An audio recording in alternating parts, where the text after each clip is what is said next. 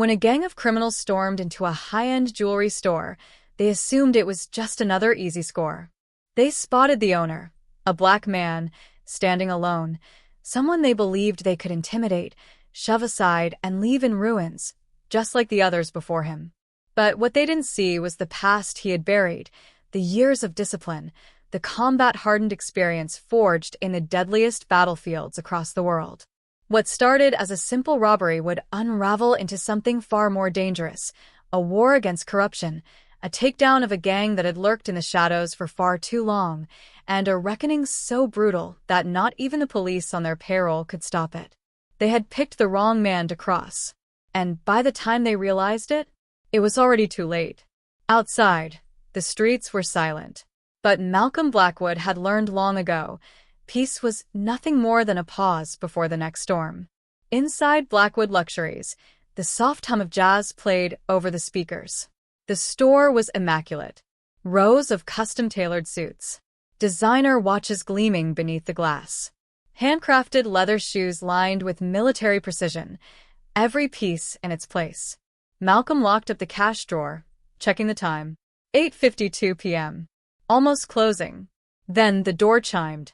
5 men stepped inside. They weren't customers.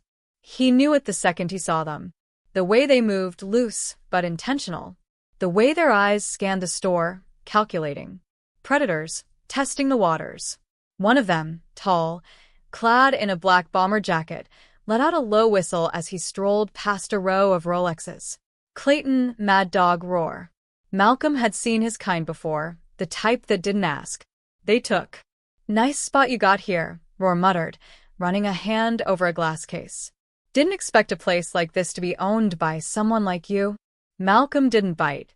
He kept his stance relaxed, but his body was coiled, watching, waiting. You need something? His voice was calm. Steady. Roar smirked, glancing at his crew. Yeah, we're looking to do some shopping. The others chuckled. One of them, a guy in a gray hoodie, grabbed a tie from the display, looping it around his neck like a joke. Another leaned lazily against a case of $5,000 cufflinks, tapping on the glass as if placing an order, but Malcolm knew better. I get it, Roar continued, stepping closer. City's tough. Everybody's gotta eat, right? Bet a place like this pulls in some real money. The message was clear. This wasn't a visit, it was a warning. Malcolm exhaled slowly. He could shut this down right now, tell them to leave, make it clear he wasn't playing. But men like Roar didn't just walk away because you told them to. They had to be convinced. And Malcolm had always been good at convincing people. He let the silence settle, filling the space between them like a slow-moving tide. He'd dealt with enough men like Roar to know this wasn't about robbery. Not yet. This was about control.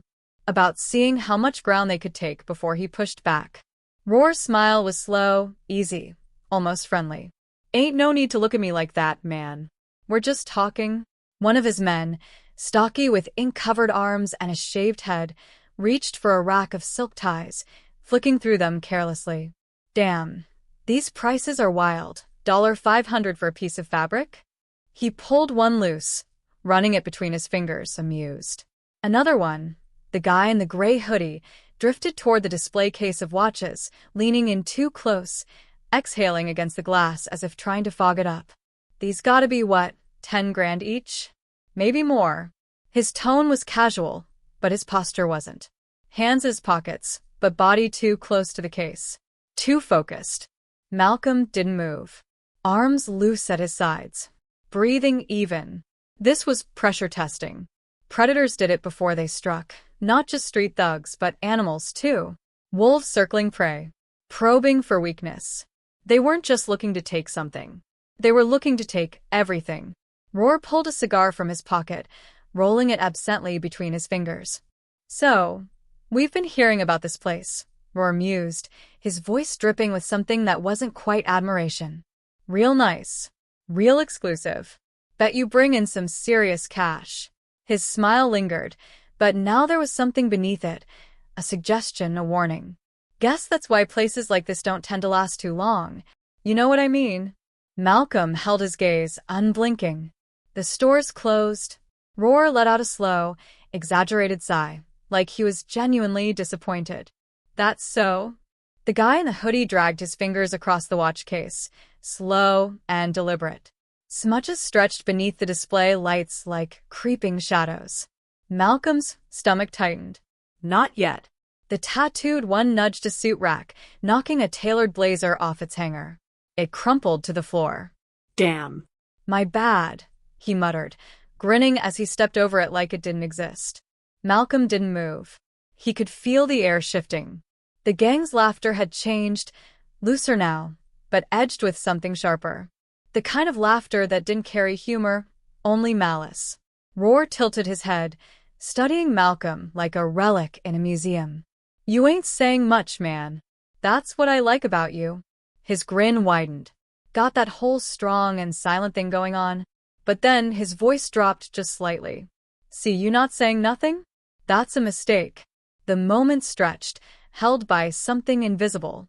Then, Roar flicked his cigar onto the floor. It landed near Malcolm's feet, rolling once before coming to a stop. Smoke curled toward the ceiling. The signal had been given.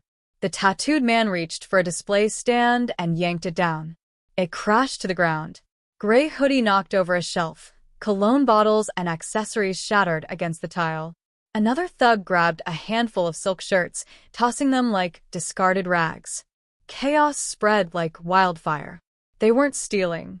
Not yet. They were taking something else first, his dignity, his fear, his submission. Malcolm's hands flexed at his sides, knuckles rolling. Every inch of him primed to move, almost. But not yet. He felt Roar's eyes on him. Watching. Measuring. Waiting for the first crack in his calm. Malcolm had played this game before. Different battlefield, same rules. The first one to break? The first one to lash out? To lose control? Lost. Roar smiled like he had already won. See, that's the thing, he murmured. You got this whole tough guy act going, but at the end of the day, he leaned in just slightly. You're just a shopkeeper. A flicker of movement. Malcolm knew before it even happened. A shift in weight. A tell. Then, a flash of black metal. A Glock, drawn slow but deliberate. Not aimed. Not yet. Just shown. A statement. A challenge. Malcolm finally moved. Not much, just a shift in weight, a tilt of his head. His eyes locked onto Roar's. And then he smiled. Roar's smirk faltered. Not by much. Not enough for his men to notice. But Malcolm saw it. The second mistake. His smile barely flickered, a ghost of amusement that never touched his eyes.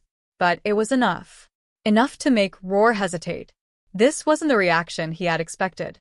Every other time he and his crew had done this, the response had been predictable. Fear. Stammering compliance. But the man standing in front of him, weight balanced, arms loose at his sides, didn't look afraid. Didn't even look concerned. And that was a problem. Gray hoodie had stopped near the display case. One hand rested against the glass, the other still tucked in his pocket, fingers curled around something.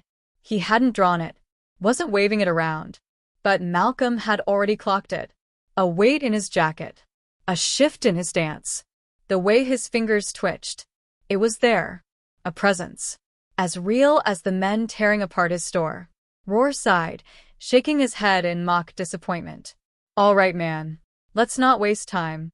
He waved a hand at the wreckage around them, the overturned racks, the scattered ties, the suit lying abandoned on the floor. The small but deliberate chaos.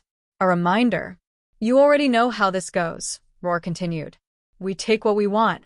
You stand there, keep your mouth shut, and nobody walks out of here upset. His head tilted slightly. Sound fair? Malcolm's answer was calm. Even. I don't recall making a deal. One of the crew chuckled under his breath. Roar's smirk stayed in place, but Malcolm caught it, the twitch at the corner of his mouth. The way his fingers tapped idly against his thigh. He didn't like being challenged. Roar nodded slowly, like he was turning the words over in his mind. See, most folks know better than to argue. Some even help us out, make sure we get the good stuff. Bag it up nice and easy. He leaned in slightly, his voice quieter now, heavier with intent. You want to know why? Silence. Then, Because they know if they don't, things get difficult. His voice was almost gentle. And when things get difficult, people start getting hurt. The words sat there, thick with weight. Malcolm exhaled through his nose, his face unreadable. Roar's eyes narrowed. You don't look like someone who likes difficult things. The tattooed one let out a sharp laugh. Oh, he's got jokes. Roar chuckled, but there was no real humor in it. Then, with a nod toward Gray Hoodie, check the back office. Grab whatever cash he's got. Gray Hoodie hesitated. Just for a second. Maybe he wasn't sure why this job felt different. Maybe it was the way Malcolm hadn't flinched, hadn't backed down. But whatever was running through his head didn't last long. He nodded, slipping past the counter and disappearing into the hallway. The tattooed guy cracked his knuckles, rolled his shoulders. Others unzipped their duffel bags and started stripping the store clean. Expensive suits ripped off racks, watches shoved into pockets, silk ties tossed like scraps onto the floor. One of them swiped his arm across a display shelf just to hear the sound of things breaking. Rower watched for a moment, satisfied, then turned back to Malcolm, shaking his head like he was genuinely disappointed in him. See, this didn't have to be messy. I figured a man like you would understand how this works. Guess I was wrong. Malcolm's expression didn't change. A man like me. Ours smirk sharpened. Smart, knows how to read a situation, knows when to take a step back. Instead of making life harder for himself, he gestured lazily toward the back office. You think this is just about your store?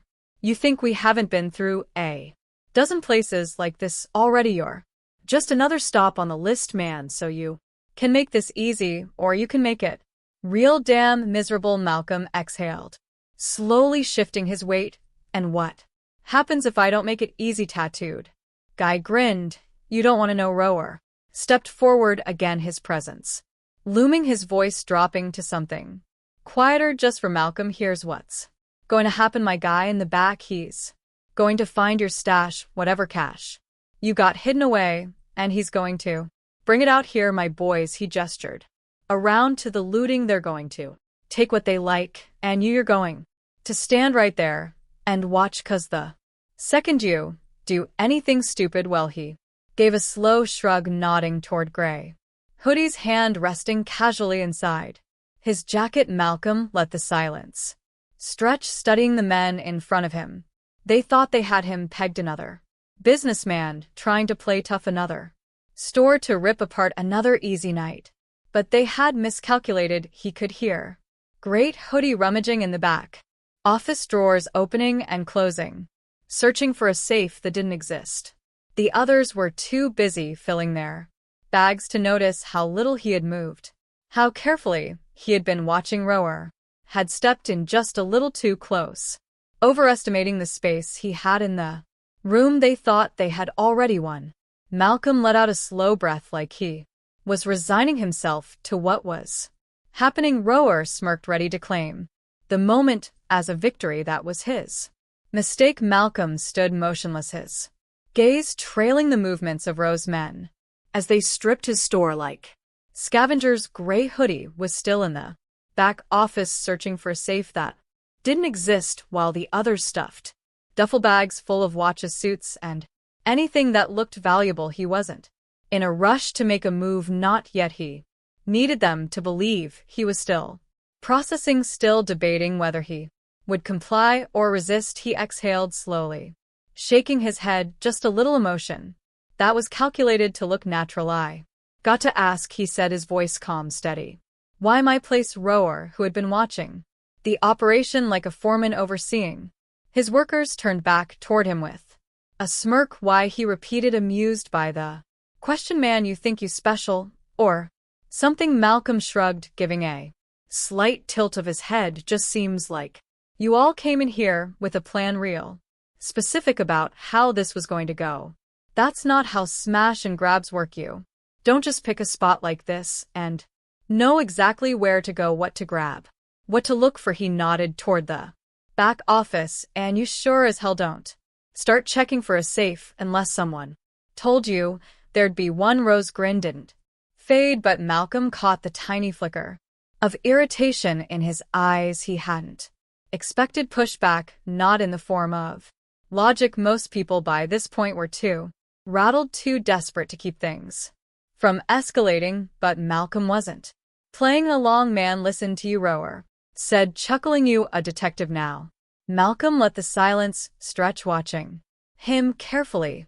The way Rower had said it was supposed to be dismissive, a joke at Malcolm's expense, but there was an edge to it, a slight shift in his tone, as if Malcolm had pressed on something he wasn't supposed to. He glanced toward tattooed guy who had been tossing expensive ties into a bag, but now seemed distracted, shifting his weight from one foot to the other. A muscle twitched in his jaw. Malcolm turned his gaze back to Rower. You've been through a dozen places like this already, right? That's what you said. He let the words settle, kept his voice even. They all look like mine. That did it. The humor in Rock's expression faded just enough for Malcolm to see the truth. He hadn't just been randomly hit. This was targeted. Malcolm knew the pattern, even if he didn't have the full picture yet. The other black business owners in the neighborhood had been hit recently too, but when they called the cops, they had been met with the same indifference. He had no real investigations, no arrests, just another statistic, another loss written off. The problem was he wasn't the type to just write things off. Rose's smirk was back, but now Malcolm could see the irritation beneath it. Don't know what you're getting at that, man, he said, shaking his head. You acting like we keeping some kind of list? Malcolm didn't answer, just exhaled again, his stance loosening slightly, an intentional tell. He wanted them to think he was slipping into compliance the way they expected. He needed them to buy it. In the back office, Gray Hoodie was still rustling through drawers, cursing under his breath. He wasn't going to find what he was looking for. Come on, man, Rower sighed, sounding most bored. You're making this more complicated than it needs to be. He gestured toward the mess around them. It's already happening. You can't stop it.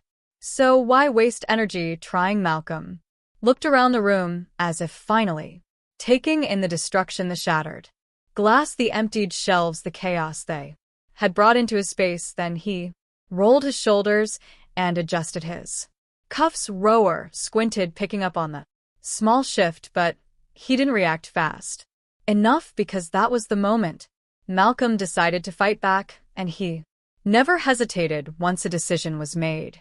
Before Rower could take a step back, before tattooed guy could reach into his jacket, before the others had a chance to register what was happening, Mal moved first, but he knew from experience that a single well-executed attack wouldn't be enough to take down a group like this. He had spent years reading opponents, anticipating their reactions, understanding how violence played out. When men thought they had the upper hand, the moment he struck they would swarm. And if he wasn't smart, if he let them press him into a corner, even his training wouldn't be enough. So he fought like he always had, fast, aggressive, and unpredictable. Tattooed guy barely had